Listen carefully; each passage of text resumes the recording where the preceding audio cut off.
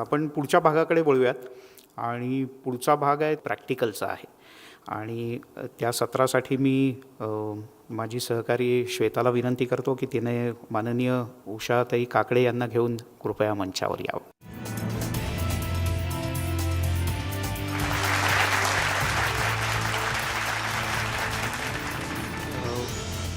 उषाताई यांना गेल्या काही काळापासून महाराष्ट्रातल्या स्वतः एक उद्योजिका तर आहेतच, यशस्वी उद्योजिका तर आहेतच, पण ग्रॅव्हिटास फाउंडेशनच्या माध्यमातून त्या प्रत्यक्ष शिक्षण आणि ते प्रत्यक्ष शिक्षण कसं तर गेल्या काही काळात समाजात काही भल्या बुऱ्या ज्या गोष्टी प्रामुख्यानं बुऱ्या घडत आहेत तर त्या विषयात जनजागृती करण्यासाठी शालेय विद्यार्थ्यांना गुड टच बॅड टच सारख्या खूप महत्त्वाच्या आणि बदलत्या काळानुसार आवश्यक असलेल्या गोष्टींच्या करताचं एक मोठं अभियान त्या गेल्या काही काळापासून राबवत आहेत. उषाताई, पुन्हा एकदा तुमचं स्वागत आणि मी पुढचे सूत्र श्वेताकडे देतो. मॅडम, शिक्षण क्षेत्रामध्ये खास करून लहान मुलांच्या बाबतीत तुम्ही जे काही कार्य करताय ते खरंच कौतुकास्पद आहे आणि खूप कमाल आहे, कारण त्याची सध्याच्या या गुन्हेगारी जगतामध्ये किंवा या बदलत्या युगामध्ये खूप जास्ती गरज आहे, खास करून लहान मुलांसाठी. त्यामुळे सुरुवातीलाच हे जाणून घ्यायचं आहे की गुड टच आणि बॅड टच म्हणजे काय? गुड टच आणि बॅड टच म्हणजे सुरक्षित स्पर्श आणि असुरक्षित स्पर्श. सुरक्षित स्पर्श म्हणजे आईचा स्पर्श, असुरक्षित स्पर्श म्हणजे नराधमांचा स्पर्श, असं आम्हाला वाटतं आणि आम्ही याचे धडे स्कूलमध्ये देत असतो. बरोबर. मात्र तुम्ही अनेक वर्ष म्हणजे फक्त मुंबईच नाही, पुणेच नाही, तर संपूर्ण महाराष्ट्रामध्ये हे काम करताय आणि तुमचा मानस आहे की महाराष्ट्राच्या बाहेरसुद्धा. तर मग या विषयावरती काम करावं असं तुम्हाला का वाटलं? जेव्हा संपूर्ण देशाला हादरून टाकणारी निर्भया ही केस घडली त्यावेळेला आम्हाला असं वाटलं की आपण या विषयावरती काम करायला पाहिजे आणि मग आम्ही या विषयावरती काम करायला सुरुवात केली. या विषयावरती काम करताना आम्ही अनेक संस्थांच्या गाठीभेटी घेतल्या आणि याच्यामध्ये आम्ही सखोल अभ्यास करायला सुरुवात केली. जेव्हा आम्ही या विषयावरती सखोल अभ्यास करायला सुरुवात केली त्यावेळी आम्हाला असं जाणवलं की जितकं आम्ही या विषयामध्ये डीप जात होतो तेवढं आम्हाला भयानक आकडेवारी आमच्यासमोर येत होती. आज जर आपण पाहिलं तर जागतिक स्तरावरती दरवर्षी प्रतिवर्षी 150 कोटी मुलींवरती अत्याचार होतो आणि 70 कोटी मुलांवरती अत्याचार होतो आणि हे आकडे अतिशय भयानक आहेत आणि त्यामुळे आम्हाला असं वाटलं की आपण याच विषयावरती काम करायला पाहिजे आणि म्हणून आम्ही या विषयावरती काम करायला सुरुवात केली. बरोबर. म्हणजे मॅडम, हे फक्त मुलींसाठीच उपयोगी असं नाही तर ते मुलांसाठी सुद्धा खूप मुलांना सुद्धा तेवढीच गरज आहे, महत्त्वाची गोष्ट आहे. त्यामुळे हे काम करत असताना तुम्ही कशा पद्धतीनं काम करता किंवा लहान मुलांपर्यंत तुम्हाला पोहोचणं महत्त्वाचं आहे, त्यांना नीट समजावून त्यांना समजेल अशा भाषेमध्ये सांगणं, हे सगळं कशा पद्धतीनं होतं? ॲक्च्युली आम्ही हा प्रोजेक्ट जो आहे तो ज्युनियर KG टू स्टँडर्ड 8 या मुलांपर्यंत आम्ही म्हणजे या मुलांना आम्ही हा प्रोजेक्ट शिकवत असतो. याच्यामध्ये आम्ही या मुलांना हे जे प्रशिक्षण देतो त्याच्यामध्ये आमच्याकडे एक एक्सपर्ट टीम आहे की जी स्कूलमध्ये जाऊन प्रत्येक स्कूलमध्ये जाऊन 45 मिनिट्सच क्लास वाईज एक सेक्शन घेते. सेशन घेतल्यानंतर मुलं थोडीशी 45 मिनिट्समध्ये ओपन अप होतात. त्याच्यामध्ये आपण आपली टीम त्यांना हे शिकवत असते, आपली समुपदेशक हे सांगत असतात की नाटुकले असू देत, रोल प्ले असू देत किंवा नको असलेला स्पर्श किंवा ठामपणे नो म्हणायला शिकलं पाहिजे. हे सगळं आम्ही त्याच्यामधून मुलांपर्यंत हे सगळे धडे आम्ही त्याच्यामध्ये देतो आणि ऑफकोर्स ज्युनियर KGच्या मुलांना तर फार डिफिकल्ट जातं शिकवायला, परंतु त्याच्यातूनच आम्ही असे काही प्रात्यक्षिके दाखवतो की जे मुलांना लक्षात येतील आणि समजतील. मग कॉटन देतो, कॉटनचा स्पर्श, चाकू छुरीचा स्पर्श, व याच्यामधून असे अनेक प्रकारे आम्ही मुलांपर्यंत असे धडे देतो, म्हणजे शिकवतो त्यांना अशा प्रकारे. बरोबर. त्यासाठी तुम्हाला शाळेमध्ये सगळे विद्यार्थी एकत्रित भेटतात, तर तिथे शाळांमध्ये जाऊन तुमची संस्था हे काम करते. तर शाळांमधून काही अडचणी येतात तुम्हाला हे काम करत असताना? नाही, सुरुवातीला जेव्हा आम्ही 2017मध्ये हा प्रोजेक्ट करायचं ठरवलं आणि त्यावेळेला आम्ही या प्रोजेक्टला सुरुवात केली तेव्हा स्कूलमध्ये जेव्हा आम्ही अप्रोच झालो तेव्हा स्कूलने नक्कीच आम्हाला थोडासा नकारात्मक हे दिला आणि नाही, हा सेन्सिटिव्ह सब्जेक्ट असल्याकारणाने आम्ही तुम्हाला या प्रोजेक्टसाठी मान्यता देऊ शकत नाही. परंतु हा प्रोजेक्ट सेन्सिटिव्ह तर आहे, ते नक्कीच आहे, परंतु गांभीर्यसुद्धा ह्याच्यामधलं खूप आहे. आणि हे स्कूलमध्ये जाऊन काही शाळांना आपल्याला समजून सांगायला लागतं, हे थोडंसं खटकत होतं. परंतु तरीसुद्धा आम्ही नाही, जिद्दीने आम्ही पुढे गेलो आणि स्कूलला यातलं महत्त्व सांगितलं, गांभीर्य सांगितलं. आणि मग काही शाळांनी आम्हाला इमिजिएटली म्हणजे ठीक आहे मान्यताही दिली आणि आम्ही पुढे सुरुवातही केली. परंतु याच्यातली एक महत्त्वाची अडचण अशी की जेव्हा एखाद्या स्कूलमध्ये एखादी घटना आपल्याला सापडते किंवा एखादी घटना घडते, तेव्हा त्या घटना जेव्हा घडते तेव्हा स्कूलमध्ये टीचर लोकांचा किंवा प्रिन्सिपलचा की स्कूलची कुठेतरी बदनामी होते, या भीतीने थोडंसं की नाही आपण थोडंसं इथल्या इथेच हे प्रकरण थोडंसं हे करूयात, शांततेत घेऊयात आणि समजून सांगूयात आणि परत हे काही होणार नाही याची आपण काळजी घेऊयात. परंतु मला इथे असं म्हणायचं आहे की आपण समाजाच्या बदनामीच्या भीतीने किंवा पालकांची बदनामी होईल किंवा मुलीची बदनामी होईल किंवा मुलाची होईल, या सगळ्याच्या पुढे मला असं वाटतं की या बदनामीपेक्षा ज्या मुलीवरती किंवा ज्या मुलावरती अत्याचार झालेला आहे तो कुठल्या फेजमधून जात असेल, त्याच्यावरती काय, त्याच्या डोक्यावरती काय परिणाम झालेला असेल, तो किती दुःखामध्ये असेल, ह्या सगळ्या घटनांचा आपण विचार करायला पाहिजे.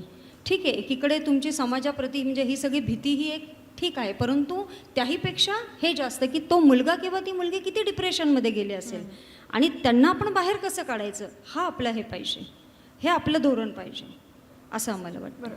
तर संपूर्ण महाराष्ट्रामध्ये तर असंख्य शाळा आहेत हो. आणि बऱ्याच शाळांपर्यंत पोहोचण्याचा तुमचा प्रयत्न असेल, तर सर्व शाळांना तुम्ही या उपक्रमामध्ये किंवा यामध्ये कसं सामावून घेणार? नक्कीच आमची एकच संस्था, एक संस्था जी आहे ग्रॅव्हिटस फाउंडेशन, ती सगळ्या शाळांपर्यंत पोहोचू नाही शकत, ती अपुरी पडणार बरोबर. तिथे.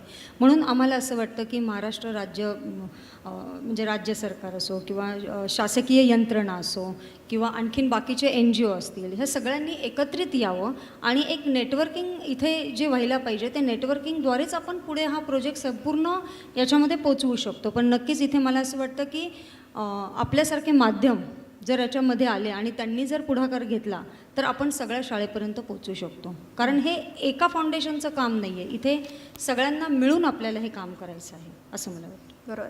आता शैक्षणिक आयुष्यामध्ये विद्यार्थी जे शिक्षण घेत असतात, तर आत्ताच्या युगामध्ये हे शिक्षणसुद्धा खूप महत्त्वाचं ठरलं आहे, ज्याचं तुम्ही प्रशिक्षण विद्यार्थ्यांना देता. तर शिक्षण क्षेत्रामध्ये हा विषय कुठेतरी मागे राहिला असं वाटतो का, आणि का तो मागे राहिला? नाही, शिक्षण क्षेत्रामध्ये हा विषय मागे राहिला असं आपण म्हणू नाही शकत, ते योग्य नाही वाटणार. कारण एक लक्षात घ्या की हा विषय इतका सेन्सिटिव्ह आहे, हा इतका गंभीर विषय आहे आणि याच्यामध्ये आपण जितकं काम करू ते कमी आहे. पण नक्कीच इथे मला फक्त असं वाटतं की जसं आपल्या जॉग्रफी असेल, हिस्ट्री असेल, आणखीन काही मॅथ्स असे सब्जेक्ट जसे असतील, तसा एक हा सुद्धा सब्जेक्ट कुठेतरी स्कूलमध्ये एक यायला पाहिजे किंवा याचं एक सेशन आपल्या स्कूलमध्ये आपण करायला पाहिजे असं आम्हाला वाटतं. म्हणून त्यासाठी नक्कीच आम्ही, आणि मला वाटतं आता सरकार म्हणजे प्रत्येक ह्याच्यात शैक्षणिक क्षेत्रात तो विषयही चाललेला आहे, त्यामुळे कुठेतरी याचा मार्ग निघून हा विषय लवकरच येईल असं. बरोबर.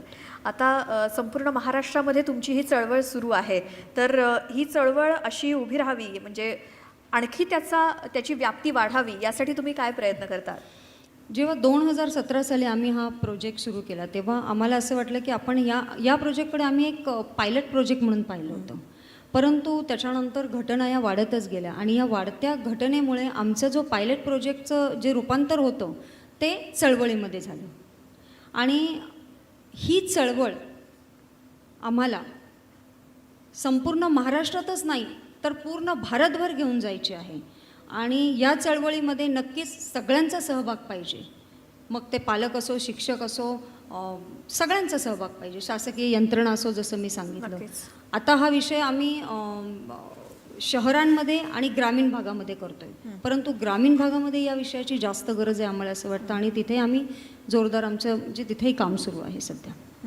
आता एखाद्या शाळेमध्ये किंवा कुठेही शैक्षणिक संस्थेमध्ये असे काही प्रकार घडत असतील आणि ती बातमी किंवा ती घटना तुमच्यापर्यंत येते, मग एखादी केस अशी फारच गुंतागुंतीची असते, मग त्यावेळी ती तुम्ही कशी हँडल करता?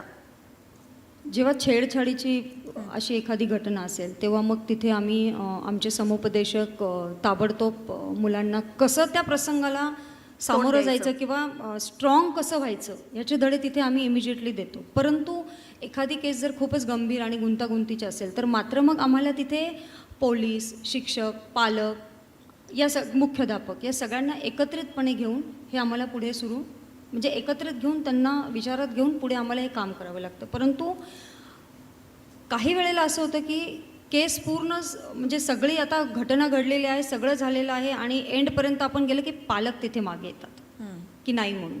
मग तिथेही आम्हाला काही पालक म्हणजे बदनामीच्या भीतीने.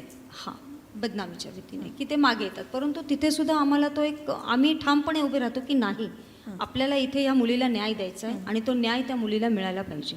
मग ते पालक असो, पालकांनी सुद्धा ही गोष्ट कुठेतरी डोक्यात ठेवायला पाहिजे की नाही, बदनामी तर एक दुसरा भाग झाला मी जसं आधी सांगितलं, परंतु त्या मुलीवरती जो काय हे होतो अत्याचार, तो माझ्या मुलीला न्याय हा कुठेतरी मिळालाच पाहिजे, हीच भूमिका तुम्ही ठेवायला पाहिजे आणि आपल्या मुलीला सपोर्ट करायला पाहिजे. म्हणजे एखाद्या प्रकरणामध्ये जर त्यांनी वाचा फोडली नाही तर आणखी 10 प्रकार घडायला ते खरं तर उद्युक्त होतात, म्हणजे ज्यांच्याकडून हा गुन्हा घडलेला असतो. त्यामुळे एका प्रकरणामध्ये जर वाचा फोडली गेली तर त्या बाकीच्या पुढे घडणाऱ्या 10 घटनांना सुद्धा तिथेच आळा बसतो. नक्कीच नक्कीच. म्हणून तर मी म्हणेल की पालकांनी आपल्या मुलांना, मी पालकांसाठी इथे बोलते की आपल्या मुलांना पालकांनी एक क्वालिटी टाईम स्पेंड करावा. मग मी मूवीला घेऊन गेले, मी हॉटेलमध्ये जेवायला घेऊन गेले, ते ठीक आहे, परंतु 1 तास तुम्हाला असा पालकांना आपल्या मुलांना द्यायचा आहे की आपला फोन स्विच ऑफ पाहिजे, मुलाचा फोन स्विच ऑफ पाहिजे आणि फक्त तिथे गप्पा झाल्या पाहिजेत की आज दिवसभर मी काय केलं आहे, तू काय केलेलं आहे. कारण मुलं मग त्यावेळेला बोलती होतात आणि बोलती झाल्यानंतर त्याच्यामध्ये काय जर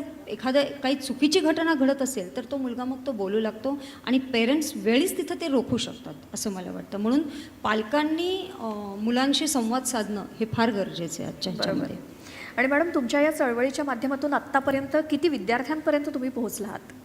आत्तापर्यंत आम्ही 3,75,000 विद्यार्थ्यांपर्यंत पोचलो आहोत आणि याचा अनेक मुलांना फायदा झालेला आहे. या ज्या घटना वाढत आहेत त्याच्यामध्ये अनेक मुलांना याचा फायदा झालेला आहे आणि आत्ता आमच्याकडे म्हणजे ही एक चांगली बाब आहे की स्कूल आम्हाला फोन करून आम्हाला अप्रोच होत आहेत की नाही, आपण आमच्या स्कूलमध्ये यावं आणि हे प्रशिक्षणाचे धडे दिले जावेत गुड टच बॅड टचचे. त्यामुळे ती एक चांगली बाब आहे आणि आम्ही त्या पद्धतीने आता पुढे जातो. याबरोबर आमच्याकडे म्हणजे ग्रॅव्हिटस फाउंडेशन बरोबर युनिसेफसारखी संस्था जोडली गेलेली आहे, मुस्कानसारखी संस्था आहे, प्रेरणासारख्या अशा संस्था आहेत, बिर्लासारखी संस्था आहे, अशा सगळ्या संस्था आमच्याबरोबर आत्ता जोडल्या गेलेल्या आहेत. बरं. आणि या चळवळीमध्ये आता भविष्यामध्ये आणखी काय करण्याचा तुमचा मानस आहे? आणखी कशी पुढे ही चळवळ घेऊन जायची? अगदी शेवटचा प्रश्न. ही चळवळ सगळ्यांना बरोबर घेऊनच ही चळवळ आपण संपूर्ण भारतबरोबर आमचा मानस आहे की आम्ही पोचायला पाहिजे आणि प्रत्येक मुलाला याचा फायदा व्हायला पाहिजे. म्हणून मी परत तुम्हालाच माध्यमांना आवाहन करेल की तुम्ही या सगळ्यामध्ये थोडासा पुढाकार घ्या, सपोर्ट करा आणि मग आपण सगळे मिळून ही चळवळ पुढे घेऊन जाऊ शकतो. जी. उषा काकडे मॅडम, तुम्ही न्यूज 18 लोकमतच्या या शिक्षण परिषदेमध्ये आलात आणि अतिशय संवेदनशील हा विषय आहे आणि ज्या क्षेत्रामध्ये तुम्ही काम करताय त्या तुमच्या चळवळीसाठी आणि पुढच्या सगळ्या तुमच्या कार्यासाठी खूप खूप शुभेच्छा. आणि तुम्ही इथे आलात आणि खूप छान मार्गदर्शन केलं, त्याबद्दल धन्यवाद. थँक्यू. तर न्यूज 18 लोकमतच्या या शिक्षण परिषदेमध्ये बरेच विषय आपण हाताळले आणि त्या बाबतीत तज्ज्ञांचं मार्गदर्शनसुद्धा आपल्याला लाभलं. आणि कोणताही कार्यक्रम हा प्रत्येकाच्या सहकार्याशिवाय काही होत नसतो. त्यामुळे या शिक्षण परिषदेच्या शेवटच्या भागाकडे वळताना सर्वांचे आभार मानणं सुद्धा खूप महत्त्वाचं असतं. न्यूज 18 लोकमत प्रस्तुत शिक्षण परिषद, co powered by astute career counselling academy, media logics, Datta Meghe institute of medical sciences, Bansal classes, pioneer academy आणि संदीप युनिव्हर्सिटी, या सगळ्यांचे मनपूर्वक आभार. त्याचसोबत इथे आलेल्या मान्यवरांचे सुद्धा खूप खूप आभार.